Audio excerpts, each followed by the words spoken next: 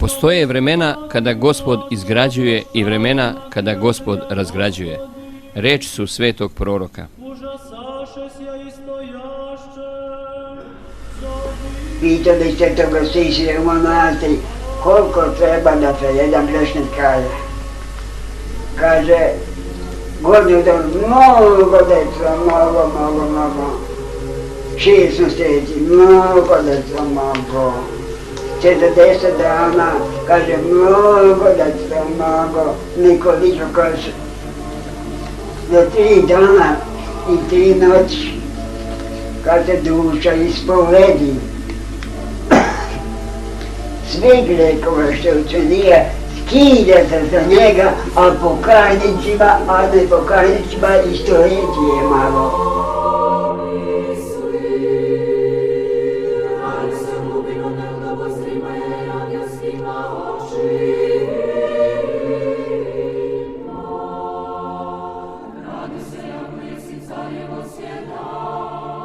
Od vremena masovnog krštenja Srba, koje se poklapa sa početkom vladavine dinastije Nemanjića, pa do tragične končine cara Dušana Silnog, Srbija je napredovala duhovno i materijalno. Zatim je nastupilo zatišje pred buru, ali posle pogibije cara Lazara, istoričari kažu posljednjeg iz slavne loze Nemanjića na Kosovu polju 1389. godine, Gospod je dopustio da nastupi vreme razgradnje i Srbija je pala pod tuđinski jaram, iz koga se nije izbavila do današnjih dana.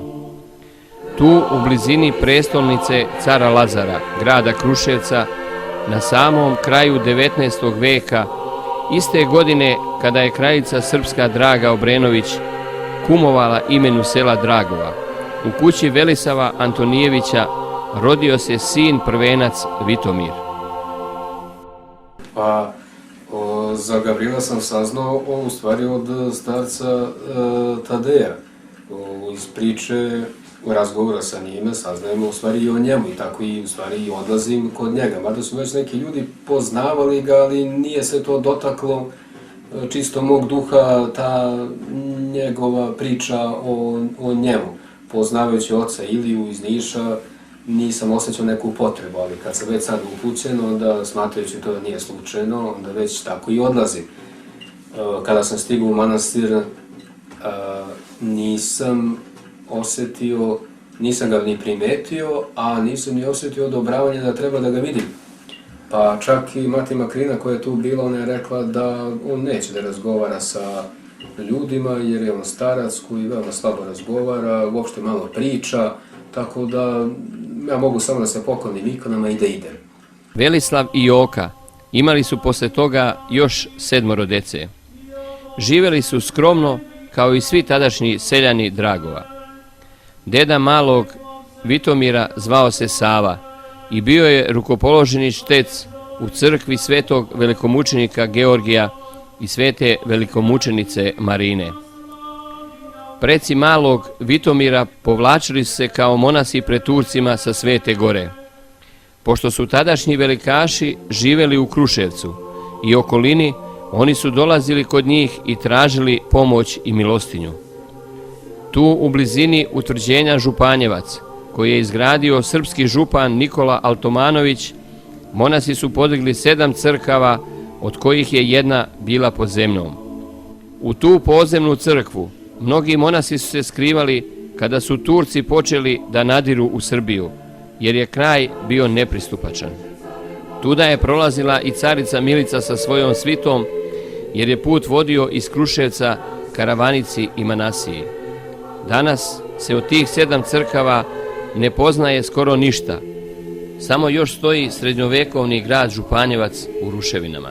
Monah Gavrilo kaže da će se dolaskom Nemanjića iz Rusije sagraditi Srbija koja će biti bogatija od Švajcarske. Monah Gavrilo ne misli na zlato u polugama ili u dukatima. On misli na blago koje krije Sibnički, odnosno Županjevački grad.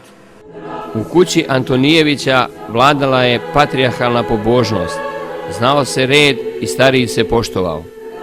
Deda Sava je bio crkvenjak kao i otac Vitomiro Velisav. Pre ručka se čitao Oče naš, a uoči svete nedelje ili crvenog slova čitava se porodica kupala i ujutru na svetu službu čista i lepo obučena odlazila.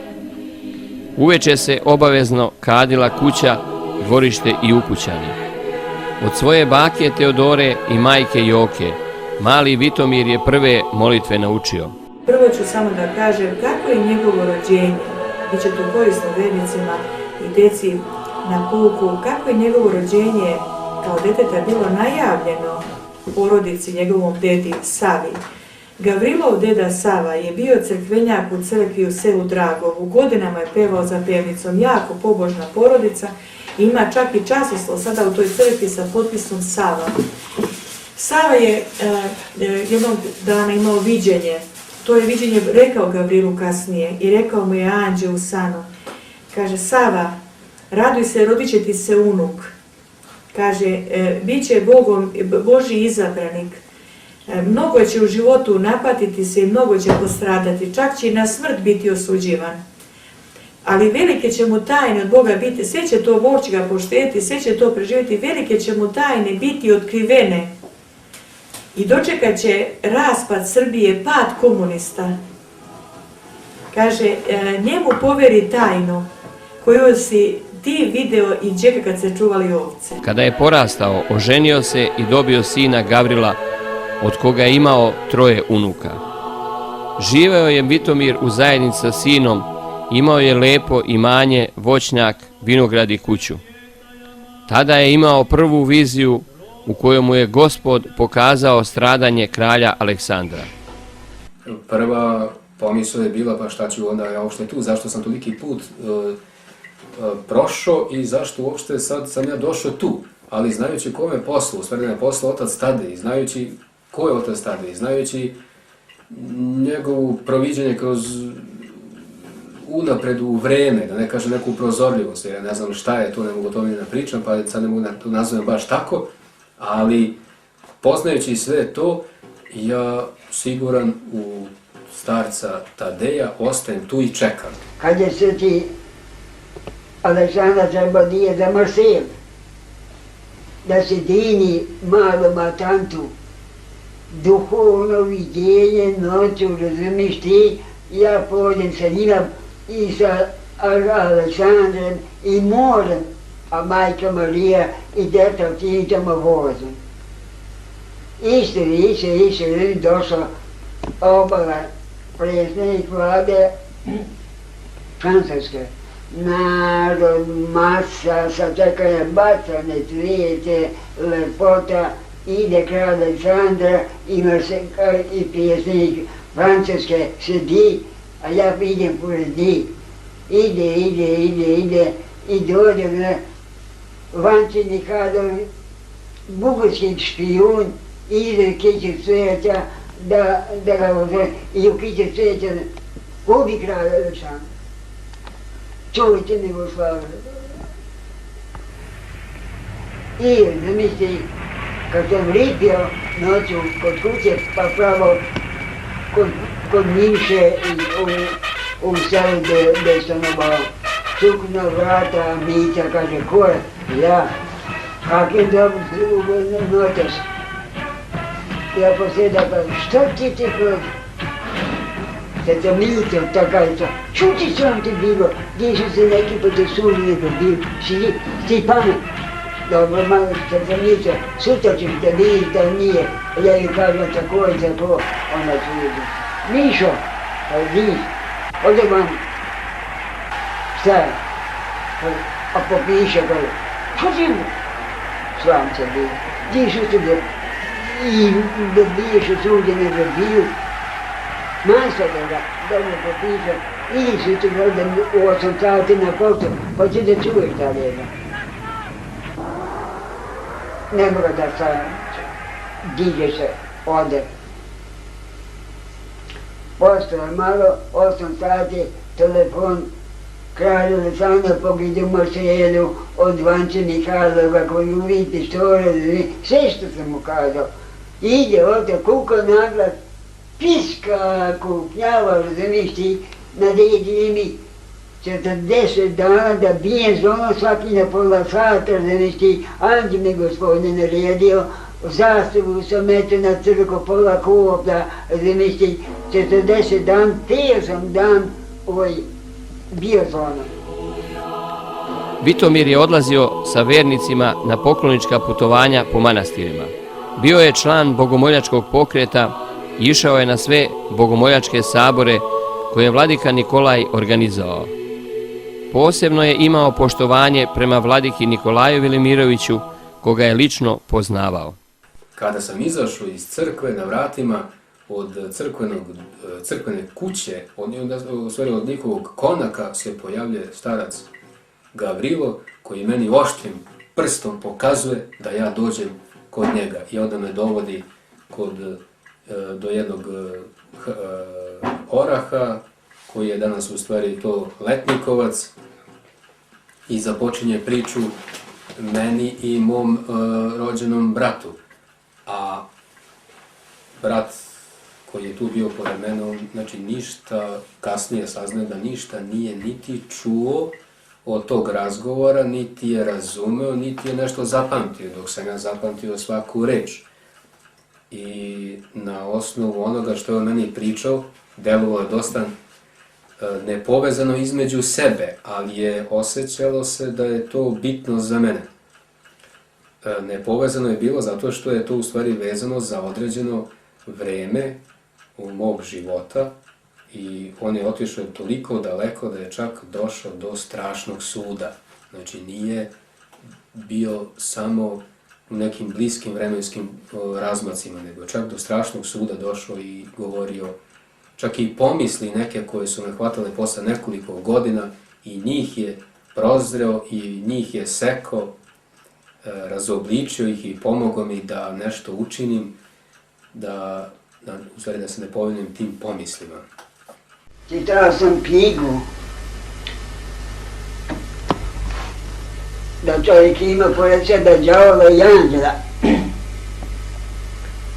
A ja sam rekao da mi da vidim da je stvarno ovako. Još nisu pali lampe, ja završim ulicu, zapestam vrata i se vidim. Ulazi đavo kakav je na slike, 2 uša kozi, 2 roga, kapati, 20 mitarca, hula imena na kape piše okruga.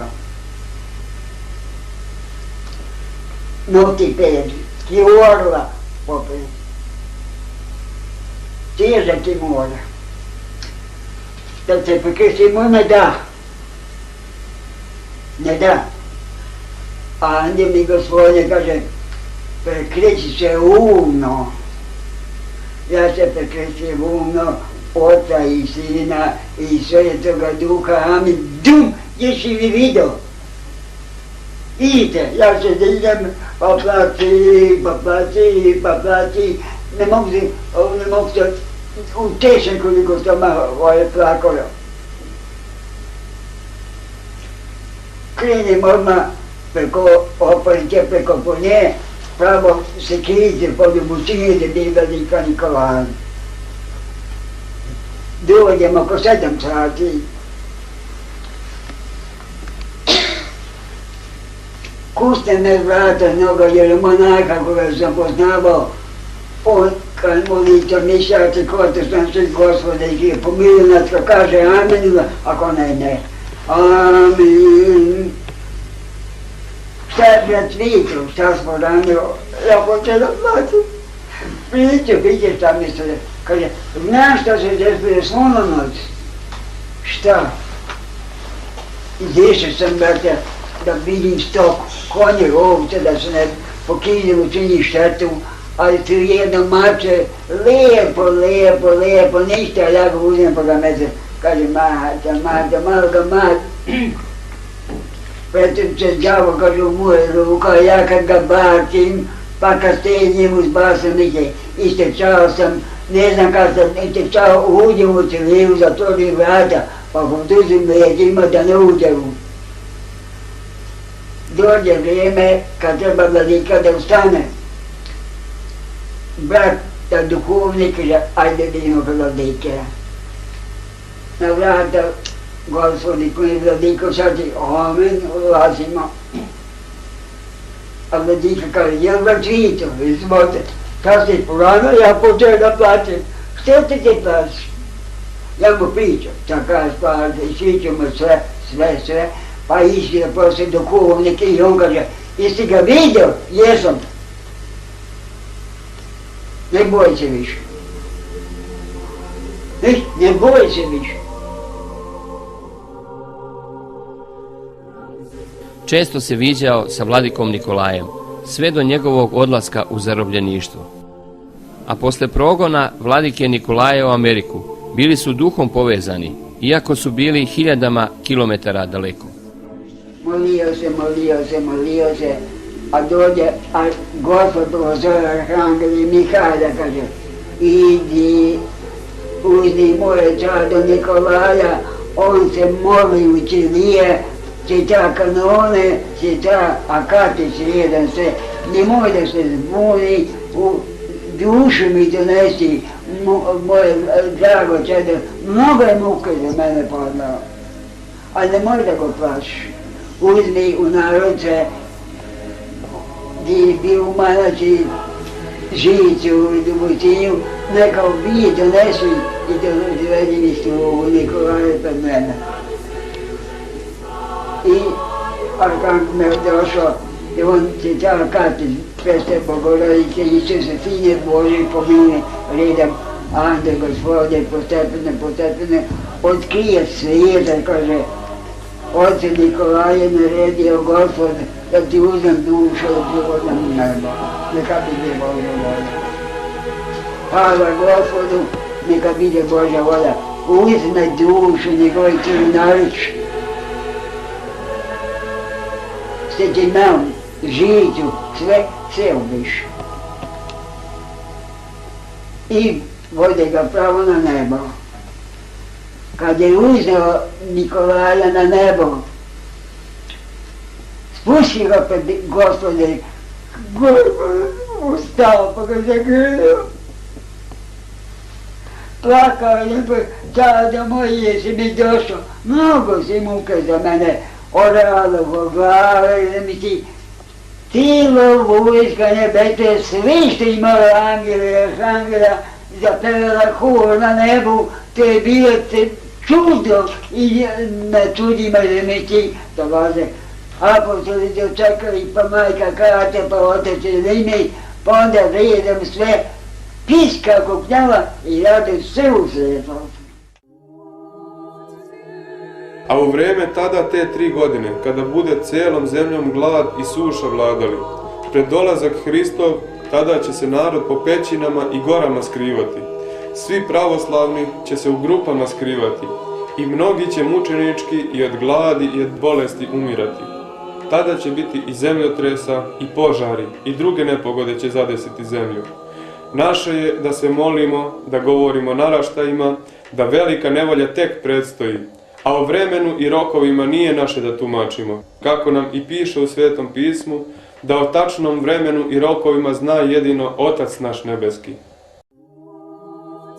Vitomir je imanje i kuću koju je nasledio od svojih roditelja prepisao svom sinu Gavrilu, računajući da ga u starosti neće zaboraviti. Počinje Drugi svjetski rat i njegovo veliko stradanje, jer mu se sin družio sa komunistima i vodio nemoralan život. I uglavnom njegovo stradanje odjednom je znači ostao bez ičega, nije imao ni platu ni penziju, kad je došao sa robije, sin mu je sve prodao, on je samo mogao da prođe da gleda u svoj vinograd u polja, a u tuđem je nadničio da bi sebi izdržavao i hranio. Sin ga prevario, on imao plac, to je velika kuća lepo. Sin ga prevario da proda, da kupe dole, dokle trajale pare. Kad to sve pojeo, onda sin ga isterao, sa nama radio, poljoprivredu, čuvao stoku, sve šta trebalo u poljoprivredu da se radi. To je bio vrlo pametan čovjek, vrlo cenjen čovjek, znao je da ceni i zlo i dobro. Od tada Vitomir postaje beskućnik, bez svog krova nad glavom. Živo je na groblju, tu je bila jedna mala kućica za parastose, a hranio se s čim bi stigao, najčešće hranom preostalom na groblju.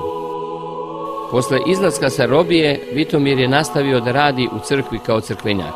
Učenje o veri i misionarenje je bilo najstrože zabranjeno, ali kada bi deca dolazila u crkvu i pitala o Bogu, Vitomir bi ih poučavao i nekoga je opet prijavio.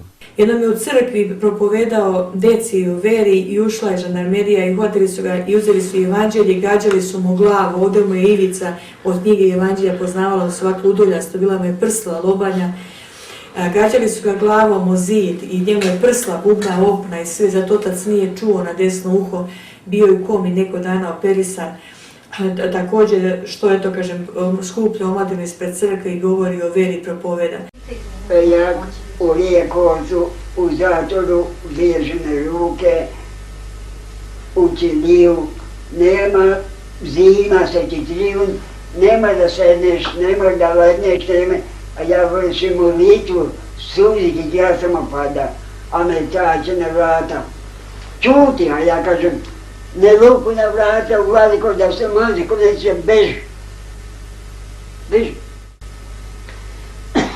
Postaje malo. I doda me i Čelije, jedan naprijed, jedan pozadnje, jedno. Ti kad se budio cijelo svijet, vodi me u uzbu. Puno uzba više puta u Rekovcu. Ko zna, ko ne komunisti svaki imao ružu rukama, sedi od mestra i žuti. Sedi Srećko i Urosi i desno do ta ovdje. Jedan najveći bezbolnik iz Jagodine Grinici koji je pobio Bog na sedinjačar ovako. Tri krst pobio knjivoviku. Tri evanđelje na stolu. Onaj sudija iz Jagodine kaže, ako se pokaješ, da vidiš naš, da te zaposlimo, da uvođe, a kaže, istina se ne vidi, da nije, da on neće bisati, svi je gazi, da ga gazi. Padnem ja, pred krst, 12 strane, ja poljubim kreći, treti i sedam. On je postavio pitanje. A tamo kažem, ne vidite vi šta će da govori. Duh Sveti će da govori. Braćo moje i sestre, on postavlja pitanje, a Gospod govara tera, dok mu se dosadi. On se diže, uze krst i evanđelje i bije me, puca se na kilometar, čuje se, ti čovjeka za kilometar se čuje, a žena kad beli platno posle čuje se nezaliko. Vi, baci krst evanđelje, uđe mi nekog, iđe na vrata. Telefon, dolazi okrog Uroš i Sretko, kaže, druže, da svuci ovoga čoveka, kaže, vidi. Svucam, ja nisam pitnu. Nisam pitnu. A onda Uroš i ne kaže, gospodine doktor, vidi su nebesku vojsku, sila puna, ništa ga njega bije ništa na devata. Veruju Boga, cijela uzba poverila Boga i od danas postoji. Mi poverimo Boga i molije se, svi si popravili bratni. Cijela uzba, a to je promisla Božja. Bio učenik i na robiju, višta nije bio na svijetu. Kaže, kad uda da me bio, ja kaže, ne osjećam da me bio, ja se molim Bogu noćem. Eto, on današnja mi je slava, to mi on pričao. Kaže, bio me, ja ne osjećam da me bio, kaže, mene ne boli. Kaže, što ne kukaš? Pa ne smijem da kažem da ne boli me Bog čuva. Neka Bog mi se čuva.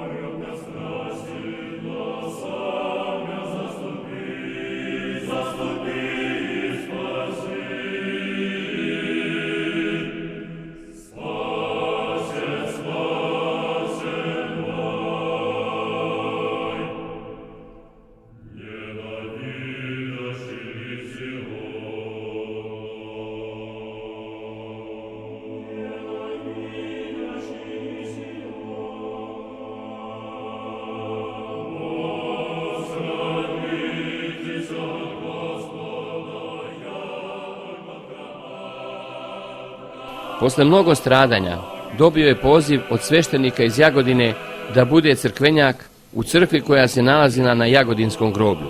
Radeći u crkvi, jednom su ga napali razbojnici tražeći mu novac iz crkve. Rekao im je da novaca nema, a oni, pošto su ispreturali crkvu, počeli su da ga tuku, da im prizna gde je sakrio novac. Vitomir se pravio da novca nema, a jedan ga je tako jako u glavu udario da je dobio težak potres mozga i naprsnuće unutrašnjeg uva. Padnem ja na kolene pa sam pisao, plakao sam, plakao, pao sam, kome metao krede za ne. I Gospod je udostojio starca duhovnog viđenja raja i pakla, jer je znao kakva ga iskušenja očekuju. Dođe noću Ande Gospodnji, brzite ustani sa sve tijelo, pravo na nebo, svepetine ovako. Ide, vodi me, vodi, do na površinu, na površini vodi. Pogled, nije da velika sobica od beton, 5 basamak ovako, pogled dole samo tamo mjesto. Ande Gospodine, odmori se, ja sam moram. Sunce na želoko, godine pravo nipjena, stoji Gospod Isus Hristos, u cijeloj pripravnosti bića, žezal sve, sviditi sunce, Gospod zemeti, ja kad vidu ja padam, njega, vladiko sadi, ono blagoslovi. Ujdi to u dušu, Marija, gdje je moj otac, da mu se pokaže raj i pakao, kroz teške i muke da prode, bit će mučen, bit će sve ni Gospod govorio šta ćete da, ali ćete ja on suda i majka Božja. Ima, vodi, cvijeće, bašte, vinogradi, lepota, vinogradi, jabuka, kruška, isto sela, isto varšina, nebu, gona, ništa lepše nema. Vodi, sudi pokaza. Dovedu jedna vrata okrugla, stoji anđel čuvar, kad dolaze kolom tunir, znaš, ili voz, otvori se vrata i ima basamati. Vodi me davno paklo da u paklo. Vodi, spusti me tu. Hodničimo ovako, jedna soba, druga soba, treća soba. Tu su mučenici, krvna muka, vatra gori, sagoreva, kuka pišti, pišemo na tablu. Sve što je, nije postio, nije se Bogu molio, nije se ispovedao, nije se kajao, soba okulio, sve piše njegove grijehe na piše. Ja da ti imala ne prošle, ne prošle, vodi,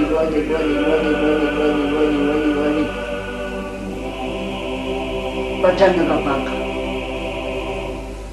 Vaćana pakla dole, kad vripa sum, znaš ono, počne ovako. Tumbe, kuka, pišti, a pomoći nema. Griješio, nije se kajao, nije postio, nije se Bogu molio, bio hulio, cuvao, šta je radio se, piše kuka, a đavoga sad kaže, tu u meni se služio, to je moja plata. Pišti kuka, preko pakla ima brva, preko te brve rijetka kuda prođe, a on prijeđe s jedne strane Anđela prođe s jedne strane i kaže, ajde vidite, preko ja ne smijem da to ne mogu. Prekrstit se, ja se prekrstim i ne oca i sina i dvora nije za moć, ko pasla pa do njega. Vidi. Pa recimo da Bogu korpus, a? Prođe preko Nema ti, jele su one, ne? Nema samo pojela, ništa niste mi pušite slova, na vodovani koji propi na brzinu, znam kad je ova krastavac i toga. Otiša vrata, zaspio, pravto Bože i Jerusalim na nome svijetu, ne znam izbrešku, koliko kubite, ja ne znam 12 rata sam osniva, 12 apostola, 12 solitera, veliki, sve u zlatu, razumiješ ti, lepota, kaže, to je grad Jerusalim, moje nebo, kuda su duše naše.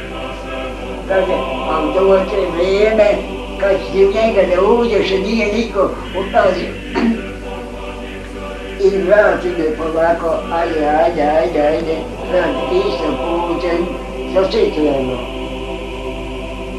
Dove do Gospoda, on me blagozi, kaže, čado moje, otak naredio, bit ćeš mučen, bit ćeš obob, bit ćeš uzatek, bit ćeš slogivan, bit ćeš bijen, ali ću te, ja ću majka Božja i otac što bi imao te naredio.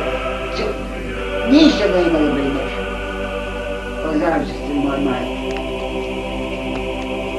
Ajde, spusti me u postelju da mi ti mirisio sam iz mina nedelju dana više od radosti i kolika miris bo nebeska na nas. Pusti me. On je to tako doživeo jedno utešno javljanje da je anđeo odveo i video je raj i pakao, video je ljude da se tamo muče, čak i neke svoje meštane, srodnike video u paklu, da ključaju, da dozivaju, da su bespomoćni. Video je strahotu pakla, smrad, ljudi jauču, da izranjaju i potanjaju, da ga je anđeo onda odveo i da je video tamo svetlost veliku, prelepe livade, cvijeće, ukrašene staze, crkve, mnogo monaha, monahinja, vjerujućih ljudi. I me anđeo pokazao tako ponaosob mnoge obitelji i ovdje kako su manastiri namijenjeni Svetoj Petki ili bilo kojem drugom svetu i tamo su ti ljudi koji su se molili i monasi, a i civili koji su u te crkve dolazili ovdje i tamo kad su pokojeni. I tamo su zajedno u tim crkvama, u tim obiteljima. Iako skoro potpuno glup, godinama je pevao za pevnicom. Crkva je bila njegov život. Bližila mu se 84. godina. Brinuo se gdje će starost da proživi i molio se pred ikonom Presvete Bogorodice da mu pomogne. Ide to vrijeme, beše muka i voda, a ja kleknem pred ikonom Majke Bože, ona zasija ki sunce, pravo se me zamišti, kome neće postoji, ja ne znam ko ima. Dođe anđel Gospodin, kaže, Baciću ustani. Ja ustanem, uzem me za ruku, pa me vodi, pa me ide do trećega neba. Pusti me pod suncek i pod luster, ode u raj. Posle malo ide anđel Gospodin, ide Majka Božja, ona Isusa Petka. Ja kad vidio, ja padao, a Majka Božja priđe, pa me blagoslovi. naredio moj se ide blisko zaštitu, ide sad i tad na ekskurziju, u Stubal, da staneš, ja sad idem do tebe. Predstavorica ga je tada utešila i kazala: zašto mi plačeš, oče Gavrilo, kad sam ti rekla da ću te zbrinuti u starost? I Sveta Petka se pojavila s majkom Presvetom Bogorodicom sa peškirom, kako je otac svjedočio, obrisala moje suze na vratima raja, ispratila ga i kazala: nemoj mi tugovati, ja ću tebe u obitelj Svete Petke Paraskeve staviti. I onda je otac se utješio i zaista kad se probudio iz tog viđenja, sav je bio u suzama. Uvijek je to pričao kako je majku Presvetu Bogorodicu poljubio u ruku na vratima raja i Svetu Petku da mu obrisala suze. Posjetili su Ljubostinju i kada su došli u Stubal, duhovnik manastira jeromonah Stefan blagoslovio mu je da ostane u manastiru. Kad se probudio, on je zaplakao, otišao u crkvu i u crkvi je sveštenik rekao da vodi pokloničko putovanje vjernike da obiđu manastire mnogi, između ostalog i nov manastir u Stublu. I on se prijavi da ide obilazak manastira i kad je došao u Stubal, u Svetu Petku obitelj, zaista otac Stefan, tadašnji jeromonah i sadašnji tamo, mnogo je voleo starce, njihove poduke i smatrao da su one uvijek korisne za utemeljenje novih manastira i nove brati, i on je toliko se oduševio sa starcom Gavrilom. Tada je se on zvao Vitomir, njegovo civilno ime. I on ga iz milosti zvao Dekica. Jao Dekica, kakve divne priče ima, jao što mi je ohrabrenje njega slušati. Dekica da ostane s nama u manastiru, da živi sa nama, nikako drugačije.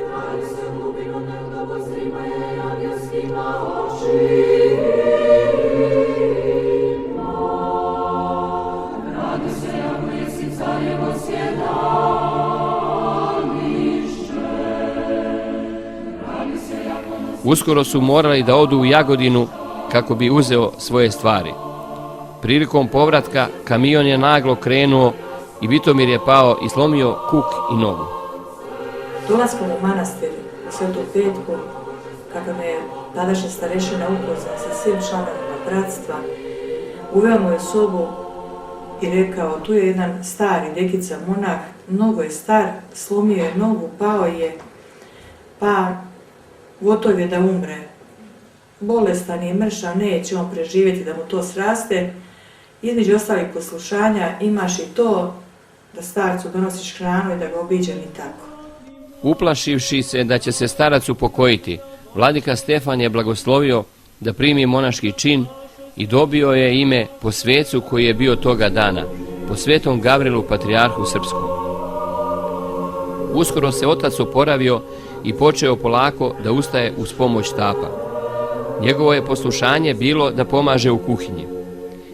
I tada počinje novo veliko stradanje starca Gavrila, ovaj put u zidinama manastira Stubal.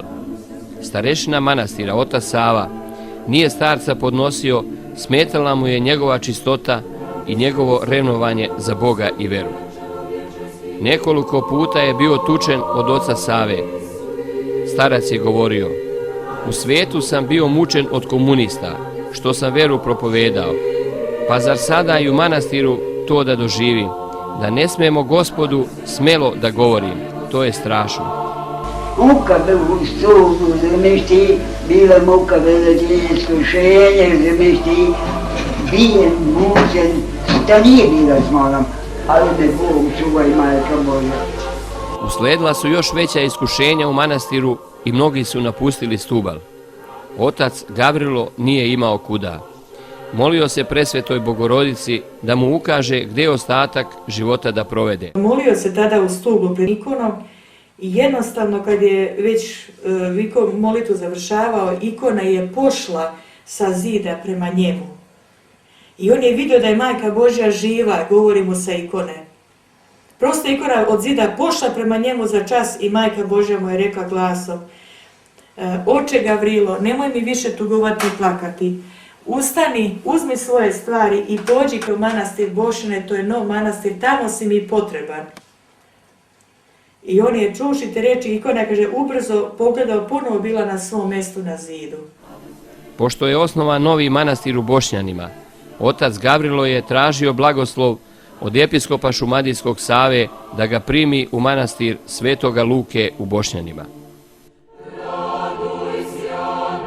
a manastir Svetog Luke u Bošnjanima bio je sasvim zaboravljen.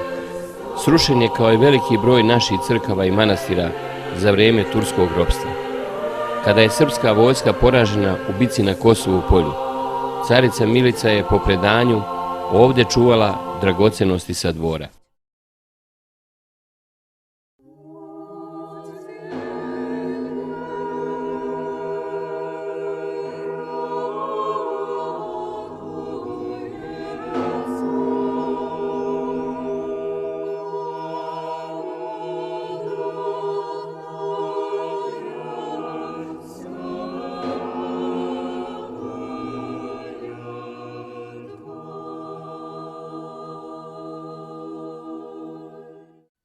Uslovi za život u manastiru, koji je podizan potpuno iz temelja, bili su teški i za mladog čovjeka, a ne za starca od 90 godina. Preko njega je Bog poučavao nas. Da nije on tu bio, mi ne bi mogli sigurno opstati, jer je tolika iskušenja bila da to se ne može objasniti. On je Duhom Svetim video dušu svakog čovjeka, imao je od Gospoda dar prozorljivosti koji nije sebi pripisivao, nego je sebe smatrao za najmanjeg od svih. Jednog dana došao je dopis iz Patrijaršije da jedan član manastira može da ode na pokloničko putovanje u Jerusalim. Kad smo pošli u Jerusalim, bili smo tamo 7 dana, obilazak svetinje i Hristovog grobu i tamo sve. Kad smo došli ovamo, pita mene otac Gavrilo, gde ti bi mati Pavla ovih 7 dana? A ja kao, eto, da slažem njega, da ne bi mu da kazala da sam bila u Jerusalimu, ja kažem, bila sam u Beogradu. Da ne bi pokazali meštani kako sad ide on u Jerusalim, a u manastir muči mnogo što... A on mene kaže, lažeš, mati Pavla, lažeš, ja te viđe u Jerusalimu, bili smo zajedno. Gora koja je Gospoda sadio, ništa lepše nema, a djeca sve do 8 godina koji su pomrla. Ništa lepše, krila svako ime i leti od grana do grane, ambeli, svijeće, bašte, svijeće, beru djeca, svijeće, petubinci. A ja pitam angela, šta rade ova djeca? Sada će beru svijeće, petubinci za pravilnike koji treba da dođu. Ja, rekao, to sam se, vidim da sam, i osjećam se krivom, nisam trebala slažiti. I bilo, kad kaže, bilo dođe neko da pita on, ispovedaš se ti? On kaže, ispovedam. A ta 3 grijeha što imaš, ni to nisi ispovedao. Kad se vrši crkva, molitva ovdje, ista je molitva. Mi smo u istu jednu punili, svima prije slovom Božem pa se molimo, ako smo na zemlji, pa da smo svi jedan ravni. Otac je svi u nas, desni Otac koji nas voli i čuva nas, Duh Sveti ruši silu đavola. Starac je bio stup malom sestrinstvu, njegove su ih molitve držale. Počele su da mu dolaze mnogi hodočasnici koji su pažljivo slušali duhovne pouke starca Gavrila. Starac Tadej iz manastira Vitovnice mnoge poklonike slao je starcu Gavrilu, ali za njega je znao samo mali broj vernika.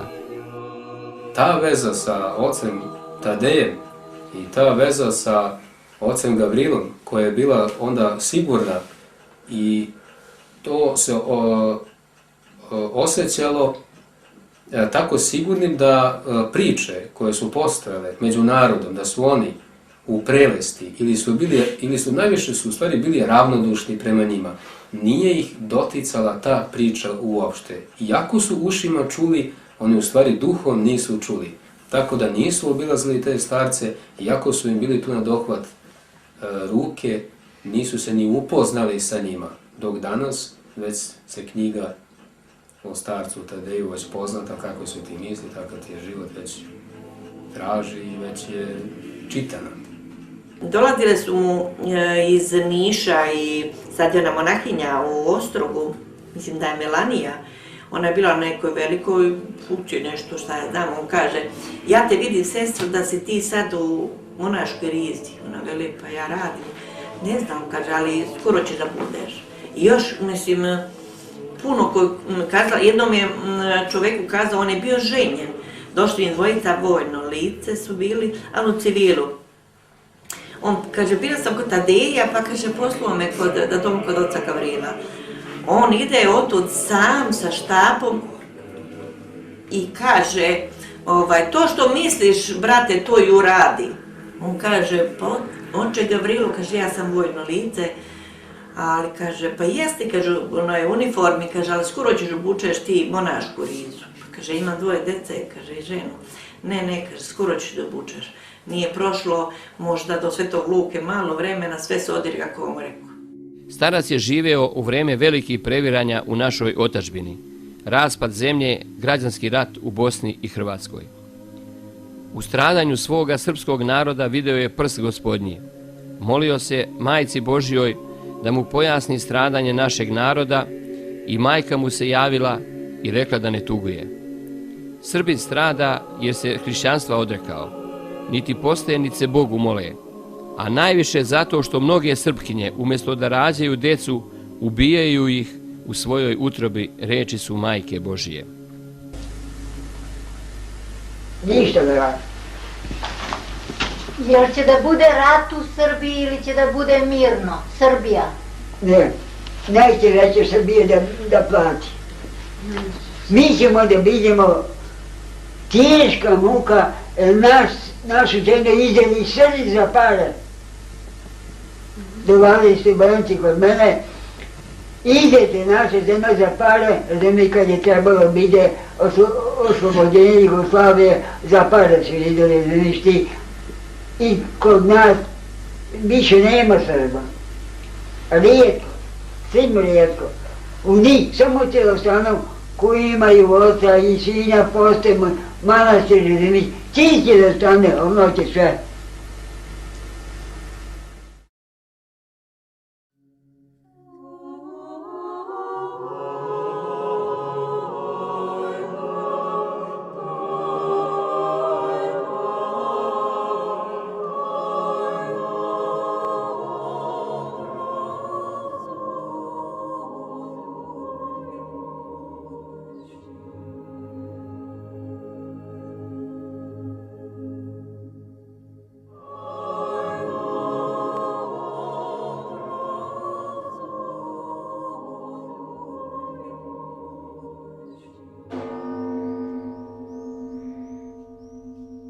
Čitavu godinu ranije pre bombardovanja Srbije marta 1999. godine starac Gavrilo je imao viziju stradanja našeg naroda na Kosovu.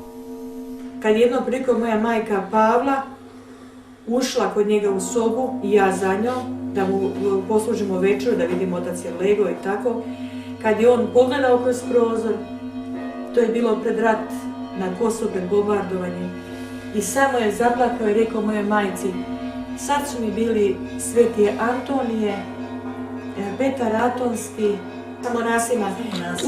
Šta će biti sa Srbijom? Pa pogleda kroz prozor. Jao, vidim nebo krvavo, mesec krvavi, sve krvavi barjaci kreću sa neba na Kosovo. Jao, i oskrnaviše. Kaže, zemlja će biti krvlju oblivena. Jao, kaže, udružuju se muslimani druge vere da zaratuju na pravoslavlje.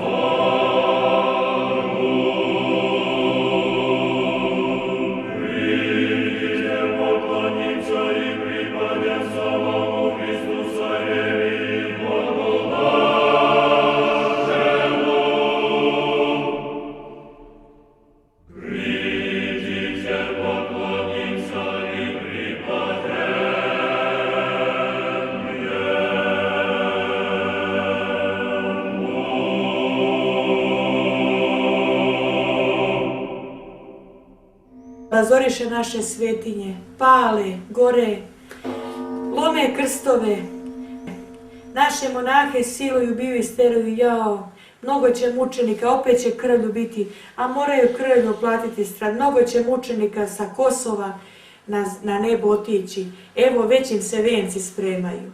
Kad koji smo došli kod Gavrila u njegovu keliju da ga posjetimo, da mu ponudimo kafu i nešto, više puta nađemo ga da plače. Ja ga kažem, oče Gavrilo, a što ste se rastužili, zašto plačete? On kaže, nemoj me pitati ništa, vidim stradanje, veli, Srbije, srpskog naroda, bosanskog, sviju. Molio sam, kaže, majku Bogorodicu, da moli sina svoga, da ne toliko stradanje ne naiđe na srpski, na narod pravoslavni. Ali, kaže, majka Božja mi je rekla, moj sin je, kaže, pravedan sudija, kako ću, kaže, da ga umolim kad oni su se njega odrekli, ne veruju, ne pričešćuju se, ne venčavaju se, ne krštavaju se, kaže, skrnavi, Srbi skrnavi kada sebe, hrišćani skrnave sebe, kaže, nego moraju da stradaju da bi se u svojoj krvi, kaže, na dan suda spasili. Mnogo je pouka starac Gavrilo ostavio svome rodu. Nikome nije laskao, niti je bežao da govori istinu. Zbog toga mnogo u životu je propatio, ali Gospod ga je utešio i preko njega ostavio nama putokaz za budućnost. Ako čini sve sebe čini, ako dobro čini za sebe, ako zlo za sebe. Što se radimo ovdje, to ne čeka tamo. Bilo dobro, drvo, zlo, ne bere se trnja grožđe, niti da cite smokve. Svaka cite po gradu se poznaje, po glasu, svako srce po dijelima se, u ježeđe glasonoša, a u usta su vrata, što na srcu leži, to na usta teži. Sve što u srcu. Sve to je prijetelo, mi smo živa crkva Kristova, veća je crkva, nešana nego zemaljska, veća, gdje ulazi Otac i Sin kad se pričešćuvene. Otac i Sin, Duh Sveti, uživa crkva Kristova. Starac je stalno isticao značaj posta i molitve, ta dva krila duhovnog života. Bez posta i molitve, po rečima starca, koje su potvrđene njegovim vizijama duhovnog sveta, koji čeka svakog od nas posle upokojenja, duša ne može otići svome Tvorcu. Oče, kako da se molimo? Molitvi nam pričete. Kako da se molimo? Molitva umna, najjača molitva umna. Noću, kad se moliš, ti se razgovaraš, ti nema zapal na prozima, s njima razgovaraš. I njih iskreši da se spase duša naša i sve, za sve se mogu da. Svi hiljade metana ja davam noću, za sve se ne molim. Molim se apostolima, pa prosim, a umno, a jaka molitva, to je u crkvu liturgija, a tajna molitva, to je najjača molitva. Niko ne vija ti se moliš, a Bog gdje tajna jave platiti nama javno. Kad god dođe neko od vernika, on njega na diskretan način pita. Dobro, brate, kako se ti zoveš? Onda ovaj kaže, na primjer, sam Milan iz Beograda. Aha, i onda on upiše tamo, da kaže, aha, Milan iz Beograda. I tačno je znao, ima par hiljada imena, i on koji ne mora to da zna, znate.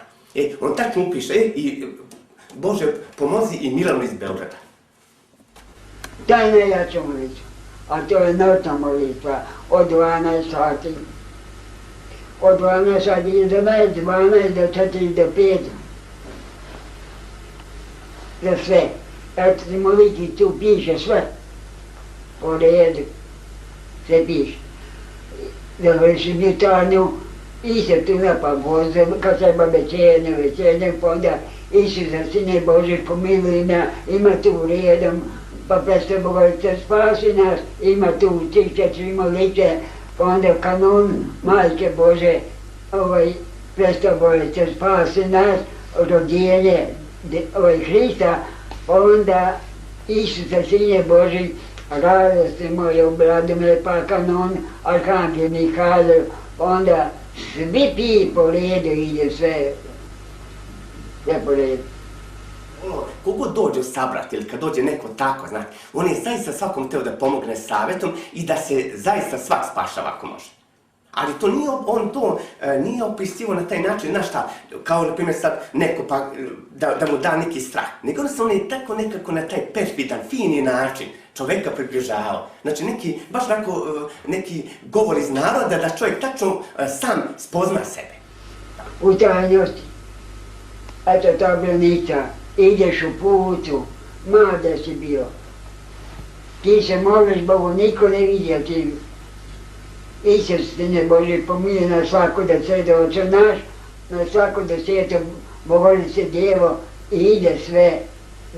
Gdje su u društvu, da su u vozu, da su u automobilu, vodi, a niko ne vidi, a ti se moli, čutiš. A to je čutanje, zlato, trpljenje, spasenje, smirenje, duši spasenje, sve što mislimo, nama se piše, bilo dobro. Sve što se nima, sebe se nima. Što ovdje zaslužimo, tam što je dobro ne čeka, što je zlo ne čeka. Molitva treba biti iz srca u narodnosti, iz srca. Molitva se iš do neba. A milo Božja skida sve grijehove, a to je ovo. Ako nam brata zgreš, oprostimo. Ako mi oprostimo njima, nema čega. Ako ne oprostimo, nama neće oprostiti. Tako da sam ja par puta ufet ko meni nešto kaže, ja sam onda znao sve na što misli, polazit ću od sebe na sve moje grehe. Ako vidiš brata da griješi, ne smiješ da ga huliš, ne smiješ da ga psuješ, ne smiješ da ga grdiš, nego da se moli za Bogu, da mu da sud, njemu Bog sudi, a ne ja i ti. Ko sudi druga, sebe suđuje. Sve što čini sebe drugo, to i njega čeka poslije. Sud Bože neka bide, a naša milost i plakanje za grešnika.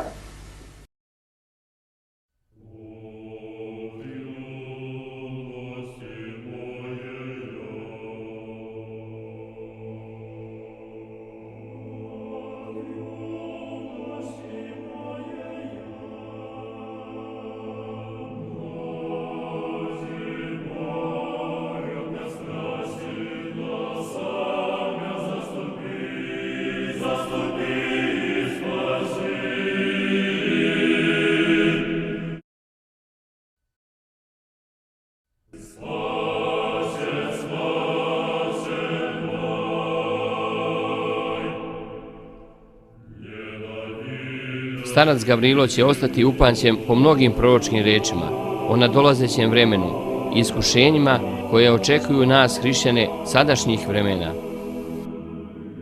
Pouku koju otac ostavio sveštenicima, da nisam kao monahinja nigde lepšu pročitala u žitijama ostalih teologa, monaha, čak i vladika. Njegove pouke sveštenicima su tako živo prenešene i rečene, jer otac video onaj svijet i video koje su časti sveštenici u redu pred Bogom. Govorio je, veće vam je nego da ste carevi ponisani na zemlji i da znate koju vam je čast Bog dao kad vas odredio i kad ste primili da budete poverenici Hristovi. Da njegovu nauku nastavite da raznosite zemljom i da ljude privodite i spašavate Hristu i da ih isceljujete, da onda i kršavate u ime Oca, Sina, Svetoga Duha. Amin. Govorio je da anđeli žele zaviriti u to što je vama Hristos poverio. Blago vama ako istrajete u revnosti prave vere, kako ćete platu i čast primiti pred Hristom. I vi i vaše popadije, vidio sam u redu dostojni sveštenike, idu pod ruku sa popadijama, idu sa svojom djecom, a za njim sa sveštenikom idu njegovi parohijani koje on privodi i kaže da primi venac i platu od Hrista.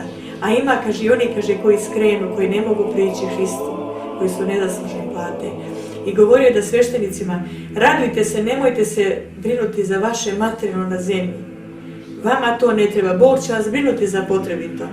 Brinujte se koliko ćete duša ljudskih više na broj privesti i sa krivog puta vrati spasti.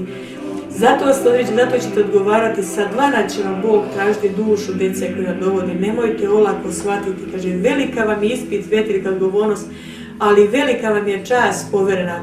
Tajna je Božja sa vama, bez sveštenika se niko ne može spasti, niko od nas raj ne bi video. Jer bez vas ne može niko da nas krsti, moramo da budemo kršteni, venčani, pričešeni, sve tajne mi dobijemo preko vas. Vi ste ti koji nas od grijeha razrešujete, da se izmirimo sa Bogom da okajemo grehe, da bi se izmirili, da dobijemo milost Božju, pokajanje, blagodat tajne, posvećenja vere, trpljenja, nade, isceljenja, sve Bog daje blagodaću, molitvom na molbu sveštenika, da nas primite za onaj svijet. Sve vam je Bog, kaže, povjerio tajne. Sveštenik je svetinja, kad korača, što kaže, nosi Boga i mir Božji sa sobom i blagoslov i blagodat. Ali, kaže, na sveštenicima je velika odgovornost za svaku povernu dušu. I onda imao stalno neku svesku da je nešto upisivao. Tako da kad god je bilo evanđelje ili psaltir ili... On je nešto ovako, čak i kad sam krenuo Jovano otkrovenje, znači što je zaista teško se tumači, to mora baš neko dobro da poznaje evanđelje. On je tačno nešto to znao da tumači. Još u ono vreme on je rekao, ja se to pamtim, znači negde 90. Znači on se upokojio 99. Što znači on je negde čak 92. treće. Ja sam se njim razgovario i on već meni pričao tada da će maltene svi da kupuju, da neće moći zaista niko da kupi, da apsolutno novac neće biti.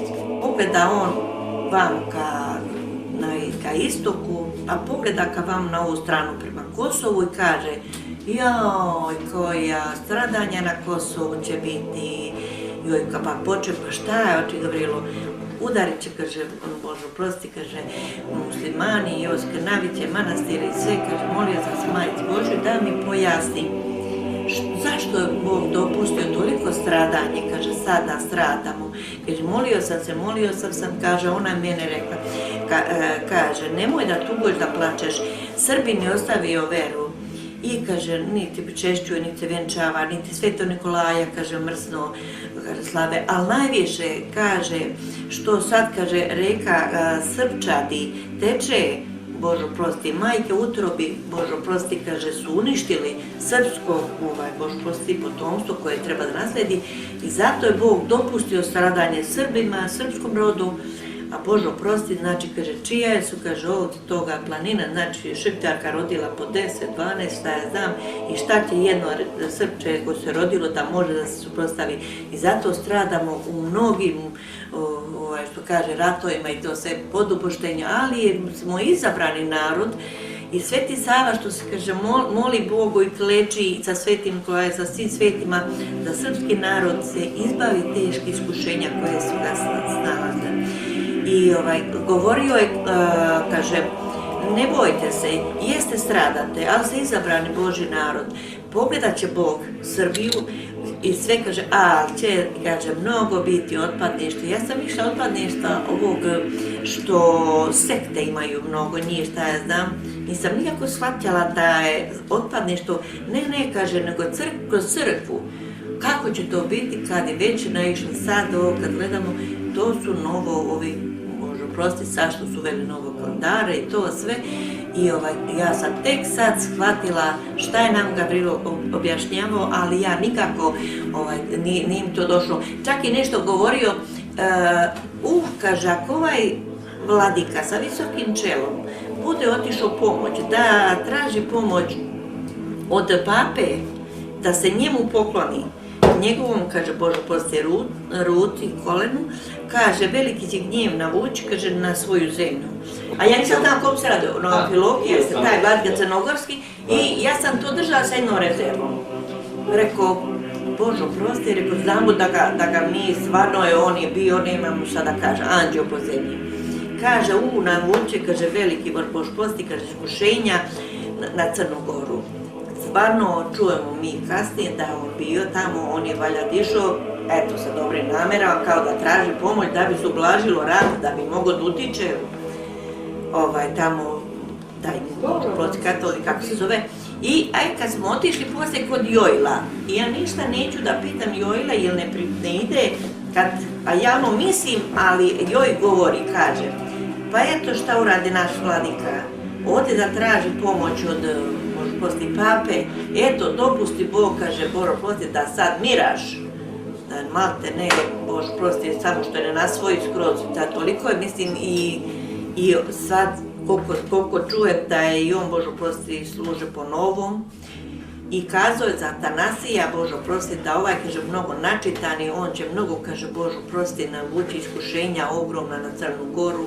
I sad vidim da je on, Bože oprosti, njegovim propovedima i ubedio Amfilohija i sve.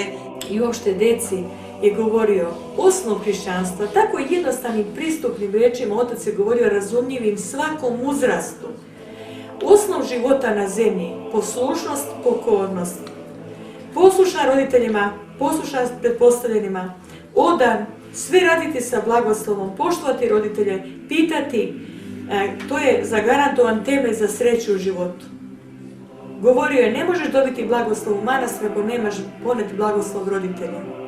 Ne možeš biti dobar monah i utemeljiti se ako nisi pre toga bio poslušan svojim ukućanima. Govorio je da prostodušnom, pokornom, od njega beže iskušenja, nečastivi ne može dovlada njima, ne primiče, od poslušnog demon beži, nema mu mjesta jer je demon neposlušan i on ne može da trpi poslušnog, toga peče, toga gori. Da bi čovjek, kaže, dobar temelj postavio u životu, pokoran i smeran, smernima se Bog javlja, gordima se protivi. Čim poče dete da viče, znam, pusti me, hoću po svom, ne može, omašava put, ne može biti dobar čovjek. I ako nešto zna, mora pokorno da primi, jer mu znanja nikad neće biti na odmet. I uvijek će mu dobro doći da se dopuni, da se poduči. A uvijek, kaže otac, Božja tajna, Božja javljanja će se onome otkriti koji za sebe ima smjernost, poslušnost, odanost, naravno i molitvu. Kad je bilo u noć, baš kad je bombardovanje bilo, kiša pada napolju, mi 12 sati noć polegali kad nego kuca na vrata. Ko je? Otac kaže, nikad on nije ušao, nije u Čukeliju i kaže, zašto ne ustajete, zašto ne vidite strane Srbije, vidiš puna crkva naroda se moli u Bogu i on obuko novu mantiju i brijanitu i štab, i ide on, jako je kiša u crkvu. Ja kaže, šta li moje, kako ne vidite, kaže, puna crkva naroda, moli se, kaže, Boga, mi spavamo. Da. I vidjela sam u njemu, Božo prosi, da je on 100 godina se molio i da je on skroz prešao u taj anđelski život, mislim, je s nama kao na zemlji ide, ali njegova misao negdje daleko i kad se moli Bogu, on kaže, tvori prst svako i kaže da izađem, dok on negdje je bio odsutan i vraća se i govori sve kako će biti, sve mislim govori kako će biti u zadnje vrijeme, kako će teško se narod spašavati, da će malo duhovnika biti, morat ćete iz svojih, kaže, evanđelja, možeš poslije vati pouke, ne možete naći, kaže, neće imati, kaže, duhovnika koji će biti spasonosan, kaže, držat će joj vrata otvorena mnogo, da lopov vidi šta ti ima u kući. Znači, kako da kažem, ako bolje su oni duhovnici koji strožije ti govorio, jer ti je to spasonosnije, nego kaže, može ovo, može olako, može sve olako. Može da se pričestimo i nismo postili. Znači, dajemo slobodu sebe veliku i strah daj od Boga i nama može prostiti, znači, eto, dajemo slobodu. Tad je otac okrenuo se i seo je i ponovo je se duboko zamislio, pogledao samo prema nebu i rekao, ja vidim stradanje nad Srbijom. Ja vidim, mnogi će otpadnici, kaže, tako stradati da će umirati, neće stići sveštenici da ih sahranjuju. On je smatrao otpadnike te koji su primili veru ola, koji nisu u ono vrijeme komunističko okajali, koji su lako prišli, ali znate, dela se pregodnih nisu okajali, nisu se odrekli, ili su ostali jednostavno misle da mogu da steknu zemaljsko i nebesko. Naravno na otimanje, na nečasno zarađen novac. Govorio je nad Beogradom da će Beograd biti sravnjen sa zemljom, da će ostati desaka, da se skoje baraka. Da će deo grada potanjati. Oni ne znaju, kaže, da neke su životinje izašle, ale su puštene iz pakla, idu u hodnicima rimskih bunara pod Beogradom, da riju tim hodnicima i da potkopavaju grad i čekaju da će on samo početi do utanja. Mi smo bili zapanjeni kada se to govori. Vidim kolone ljudi koji beže iz gradova, iz Beograda, iz gradova. Traže svoja ognjišta, ostavljaju kuće otključani stav, neće imati šta da jesti, vode će biti zagađene. Tražit će ognjišta, mnogi neće poznati svoje ognjišta uraslo polje. A Bog će popustiti nevolju i Bog je uzeo blagoslov Beogradu i više nema blagoslova da bude prestolnica. Nad njim je, kaže, sivilo i beda, pa je rekao, zbog mita, bezakonja, korupcije, sekti i nemorala. Otac je to pogledao. Eko da će da teče u ove vreme. Onda je isto rekao da, pošto mi u Kragujevcu smo imali kuće i spavali sad imamo, i živjeli smo tamo i otac, od dede, oca, pa evo i ja sam tamo. Kod Kragujevca neko mesto da će tu da protekne, da će krv, da teče, reka će krvi da bude i tu će se zaustaviti. Ko stane živ, može onda da živi, ali on je zaista svakom teo da pomogne savjetom i da se zaista svak spašava ako može. Ali to nije, on to nije opisivo na taj način, znaš šta, kao na primjer sad neko pa da mu da neki strah. Nego on je tako nekako na taj perfidan, fini način čoveka približavao. Znači neki, baš neki govor iz naroda da čovjek tačno sam spozna sebe. Tako da sam ja par puta uhvatio ko meni nešto kaže, ja sam onda znao sve na što misli, polazeći od sebe na sve moje grehe. Otac je rekao da će svetost doći Srbiji preko Rusije.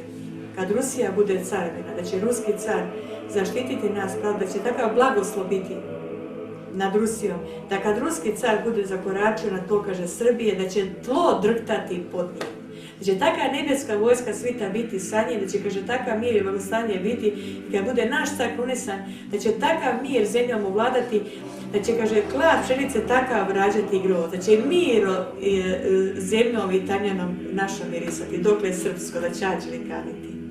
I tako, sjećam se, eto šta je meni ostalo u sjećanju, da je starac Gavrilo gotovo uvek, znači stajao sa desne strane, znači onako diskretno, onako sićušan, nizak i to. Sad, kada su Makrine i Pavla, kada na kraju žele da iz poštovanja kažu oče blagosloviti, ja mislim da gotovo nije bilo svetitelja koga on nije pomenuo. Ovo je završavao na kraju sa svetim velikomučenikom Lazarom Kosovskim. Ali pre dolaska Nemanjića, koji nose gene Nemanjine po ženskoj liniji, doći do još jednog velikog stradanja našeg naroda. Nemiri će se zacariti, svuda će biti svađe, nigde niko da se dogovori. Ni u crkvenim redovima neće biti mira ni dogovora. Među njima bit će nesloge. Svi će u Srbiji tu neslogu osjetiti i velike će posljedice imati. Začuti, kaže, uneće raskol u crkvu i među njima će doći do nesloge. Raspaše se države i ove stranke i sve, neće imati zajednički dogovor, a uneće nemir u crkvene krugove. Pet će se vladika odvojiti, neće moći s ostalima. Umešat će se i strane sile, tuđa će vojska zemljom našom kao svojom koračati, kao da brinu o nekom redu. Ratovaće avionima preko naše zemlje. Evo sad kaže, koliki, kaže, zapad je udario, da li ga bilo sile demonske, to se brani, kaže, oblak udario je, kaže, gotovo je. Kad se sve to bude dešavalo, čuvajte semena svoga, žitarica i povrća, da imate šta posijati, jer neće imati gde da se kupi seme ko ovo sad, pa da imate da posejete i da se prehranite. Ljudi će bacati novac putem, jer ništa neće moći da se kupi. Stradanja, sada, kaže, sve što rešavaju perom, to je rekao u vladi, nemojte im verovati, ništa od toga korist imati neće. Doće, kaže, strani ljudi, kaže, zagospodarit će našim kućama i našom imovinom, da će oduzimati ljudima vodove krediti i novac, da će se, kaže, prije krunisanja cara u Kruševcu, kaže, biti krvoproliće u skupštini, da će se posvađati, da će se međusobno, kaže, razilaziti, da će, kaže, dovesti papu do Beograda kad bude došao između dve reke, da će, kaže, krv proliti i da će jedva živu glavu izvući. Da će to uzrokovati građanski rat u zemlji velike pometnje. Da će, kaže, građanski rat zauzeti neke gradove u zemlji, da će, kaže, velika nevolja i stradanja, kaže, biti, da će, kaže, mnoge vode biti, neće više biti za piće, da će, kaže, ljudi tražiti izvore po šumama i gorama. Tad je rekao, sačuvajte semena i nosite, imajte u kući brašna i soli, morat ćete bežati, blažene šume i gore, mnoge će majke i djeca odgajiti, kaže, posijite, Bog će vas prehraniti, imat ćete od čega, kaže, dok vam svetlost dođe i bude, kaže, krunisan car, tad će svanuti crkvi, tad će se zavesti red u zemlji kad zemlja dobije domaćina blagoslovena. A ovima što rešavaju perom, pisat će oni staro, ništa im, kaže, nemojte verovati. Nemir će se proširiti na sve druge susjedne države, a one će morati da ih slušaju, jer su njine članice, bit će ucenjene. Srbinu slobode neće biti, sve dok Rusija ne postane carevina. Molite se svi Bogu da do toga što pre dođe, tada će i Srbima svanuti. Tada će se pravoslavni udružiti, konačno će shvatiti da su zajedno jači i onda će braniti svoje. A muslimani, oni se već popisuju i svi se za isto bore. Stalno se dogovaraju kako da zagospodare, a i papa će isto to raditi. Znate šta je rekao sveti Kozma Etolski? Za sve što se pravoslavnima bude događalo u posljednje vreme, kunite papu, on je uzročnik svih zala. On u svim pregovorima učestvuje i u sve se meša, pa i da Srbiju podele, da katolici zauzmu do Beograda. Oni već prave kartu do Zemuna. Na sve dopustit će Bog da će zemljotres. Da samo da počnemo da završimo ovo od Majke Božje da ga na sve dopustit će Bog da će zemljotres. Da samo da počnemo da završimo ovo od Majke Božje da ga na sve dopustit će Bog da će zemljotres.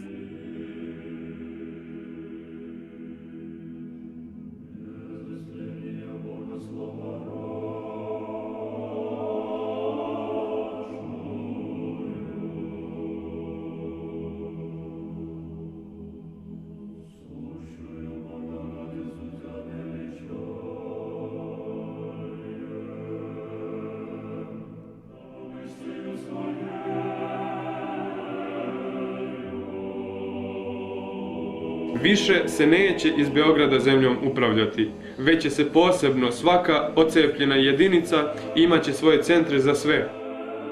Kada raspačaju Srbiju, ona će biti na delove podeljena.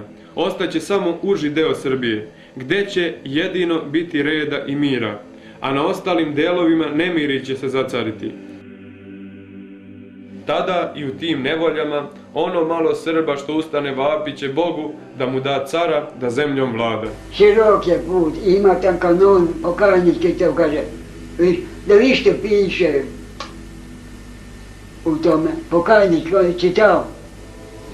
I pokajničko nam to. Justino možda. Dušo moj, jesi to žele, pokaj se za svoja grešna dela. Piše tu, da vidi.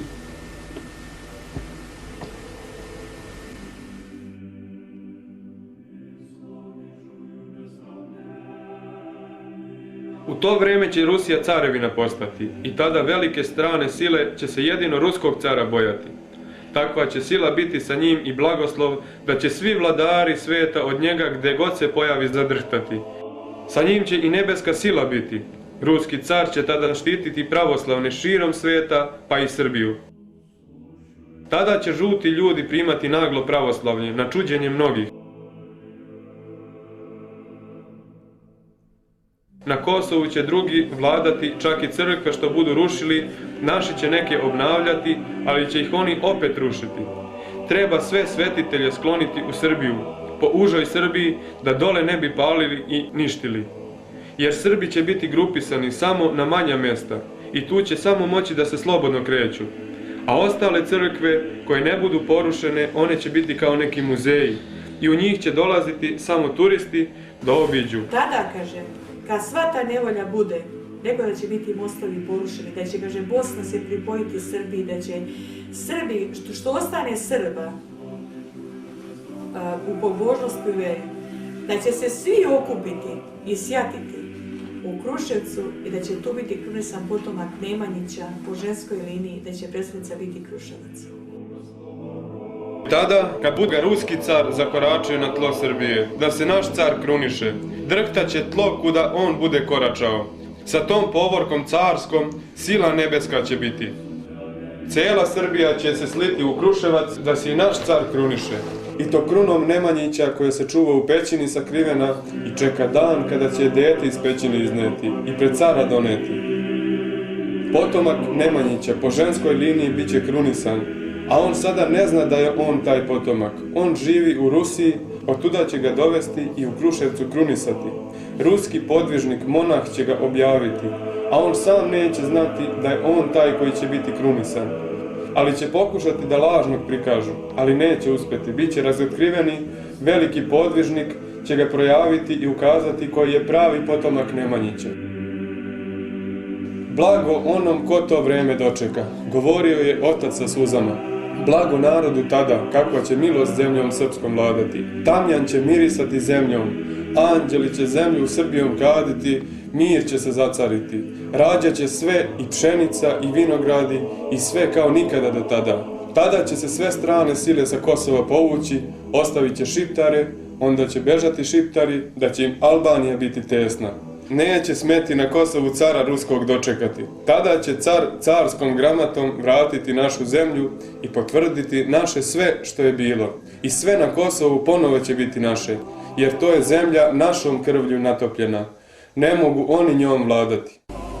General u Beogradu koji je bio za vrijeme kad je nasadio, ubijen je, vidio sam, Varnavar koji je bio patrijarh, kad je trebalo opolje vidio Svitina crkva, otrovaga doktor Hrvatske sa kapom i umro. To sam gledao sve.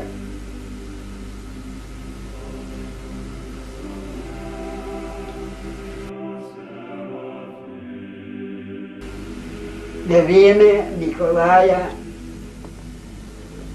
milion članova bilo, osim djeca iz zemljišti iz Bosne i sveštenici iz Bresnice, cijelu vodu dolazi iz Mačve,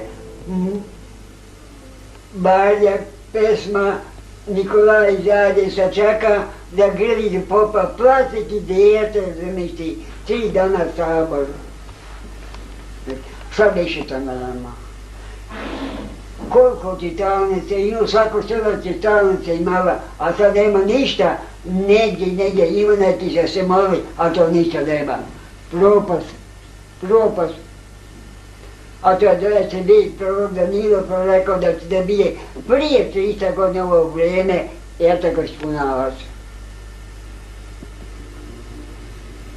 Otac Gavrilo je opisivao lik budućeg srpskog cara Nemanjića. Da će biti lepog lika, plav, visok, imat će mladež na licu, mir će na njemu počivati, kao i na celoj zemlji.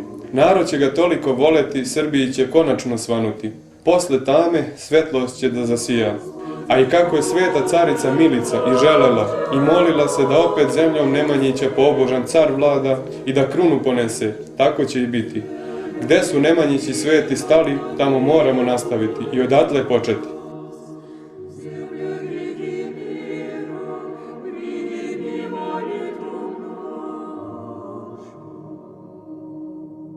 Monah Gavrilo tvrdi da Nemanjići nisu se utrli kako većina istoričara piše, već da i danas žive u Rusiji.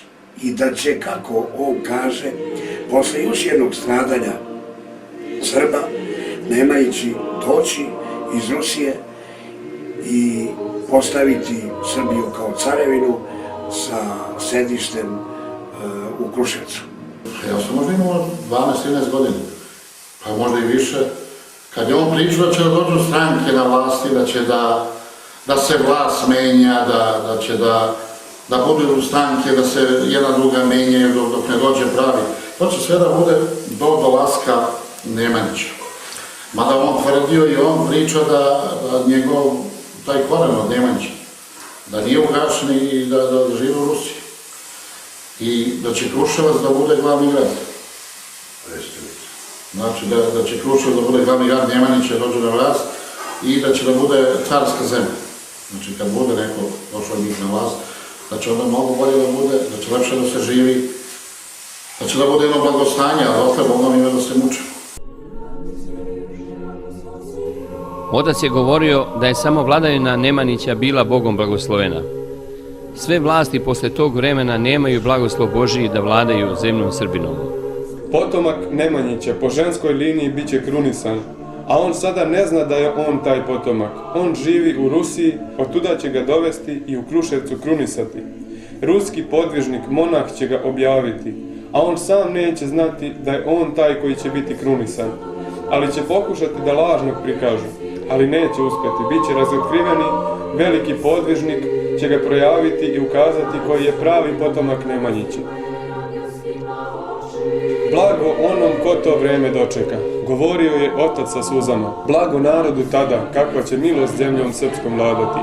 Tamjan će mirisati zemljom, anđeli će zemlju Srbijom kaziti, mir će se zacariti. Rađat će sve i pšenica i vinogradi i sve kao nikada do tada.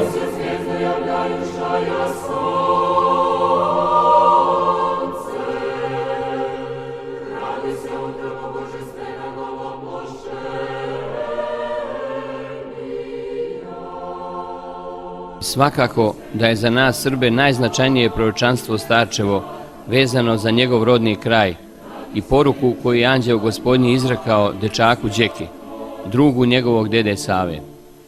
Deda Sava je kao dečak čuvao ovce sa čobanima Podnoplanine Županjevac. U njihovoj blizini je bio izvor svete vode, Govor voda. Malo poviše izvora nalazilo se nekoliko pećina u koje su se oni kao deca sklanjali, kad bi ih kiša zatekla. Sa Savom je tada očuvao ovce i njegov drug Đeka. On se razlikovao od ostale dece, nije učio školu i radio je kao sluga u jednog domaćina. Jednoga dana dok su čuvali ovce, Đeka je čitav dan presedeo oko svetog izvora, bacajući kamenčiće u njega.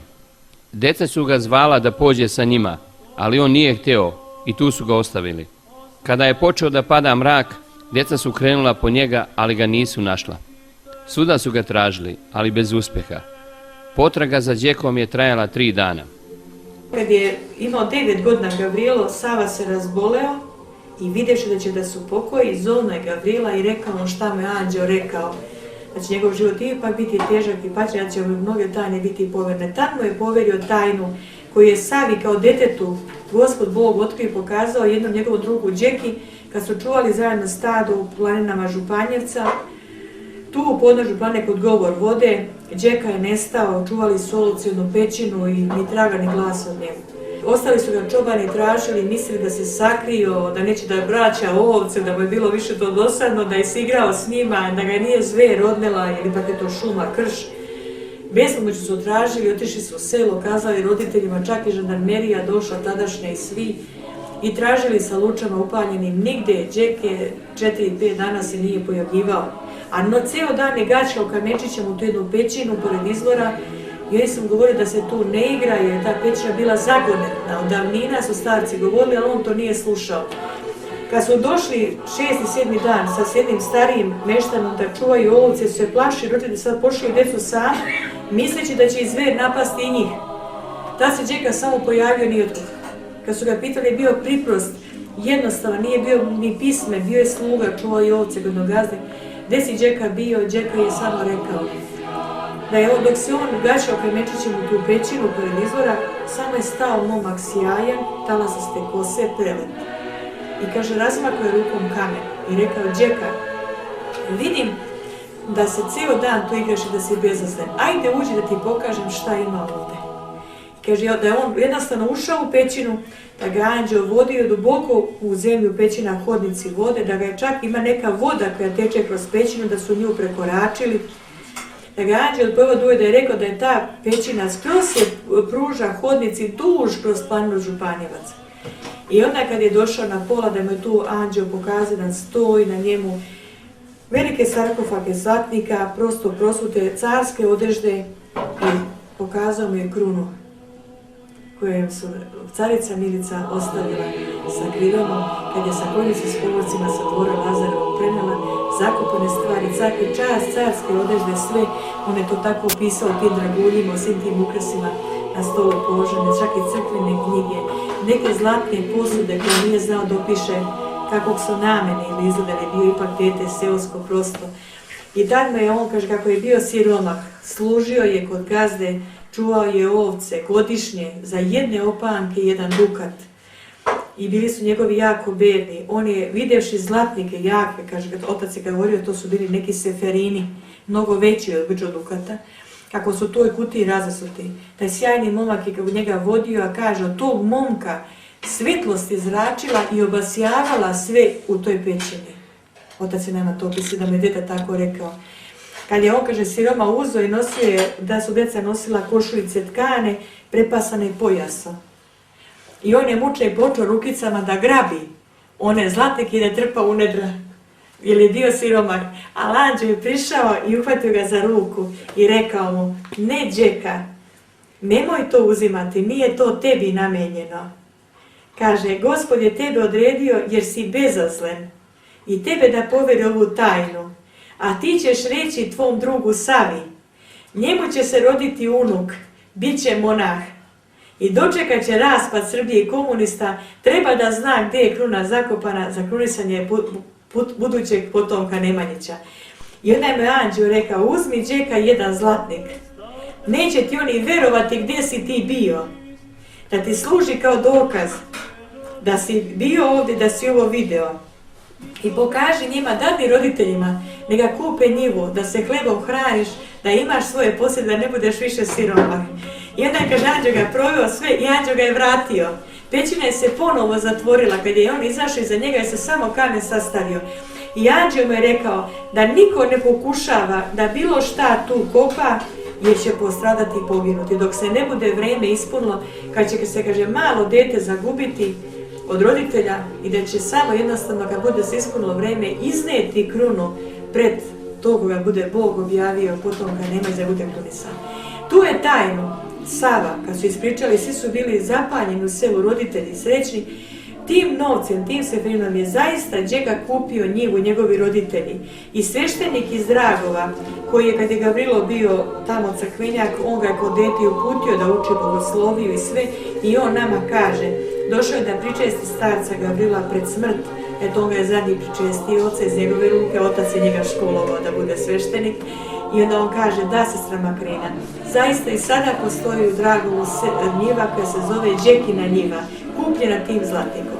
Tu tajnu je Sava poverio Gavrilu kad je bio dete 9 godina.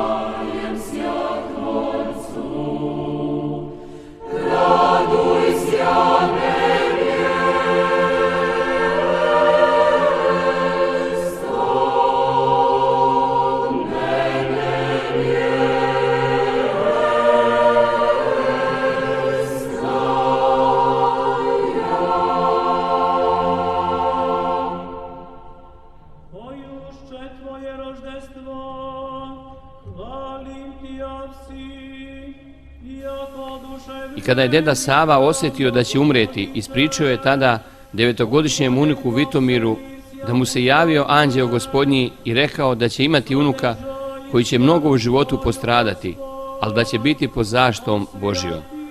Ispričao mu je i događaj sa svojim drugom Džekom i pokazao njivu koja se i danas zove Džekina njiva. Starac Gavrilo je govorio da će posle dolaska Nemanjića Srbija da procveta. Govorio je da će tada, zahvaljujući blagu koje se nalazi u pećini Županjeca, Srbija biti bogatija od Švajcarske. Pavle se da Save, gospoda kristijana, da nema ime Pavle. Najveće mučenika, najvećeg bezbolnika, najveća blagodat. Najveći, veliki griješnik, on se mnogo kaje, a koji nije griješio, on sebe uzda, ne sosavo sa dušom njegovom. Život starčev polako se bližio kraju. Te 1998. godine trebalo je da napuni punih 100 godina.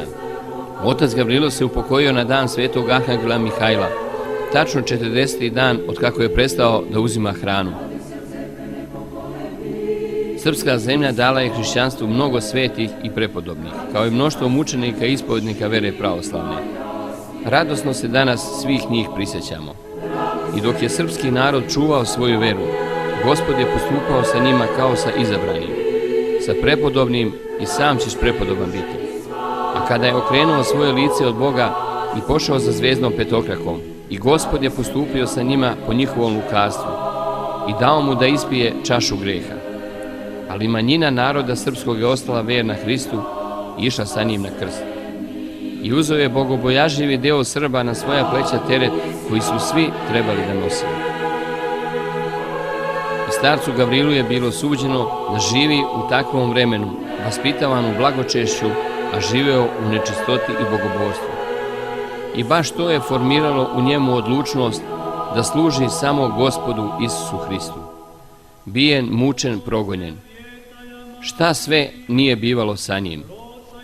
Živeo je kako je Gospod i zapovedio. Vi ste so zemlji. Ako so obljutavi, čime će se osoliti? Ona već ne može biti ni za šta, jer su tako progonili i proroke pre vas. I danas se u stvari to dešava sa starcima koji nisu od ovoga sveta, sa ljudima koji nisu od ovoga sveta, sa ljudima koji su puni Duha Svetoga, da se ne prepoznaju. Ne prepoznajemo ih zato što smo od ovoga sveta i zato što prepoznajemo duh ovoga sveta, zato što živimo svetski i zato što ne živimo za onaj svet i zato što nemamo Duha Svetoga, zato i ne možemo da prepoznamo one koji u sebi imaju Duha Svetoga.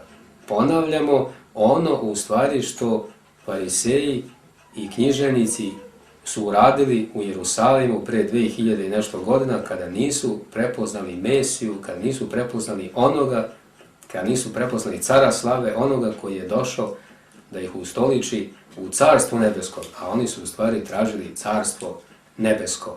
I danas, nažalost, može da se dosta primeti da se pronalaze i prepoznaju duhovnici koji vode ne ka Bogu, nego koji vode ka sebi, koji, ja to ne mogu reći jer nemam Duha Svetoga u sebi, ne mogu da prozrem u to, ali koji spoljašnjim nekim svojim efektima, da li zvanjem, da li činom, da li građevinom, da li nečim što je svetskim, privlače ljude, a ne privlače ljude onim što je potrebno, a to u stvari samo Duhom Svetim.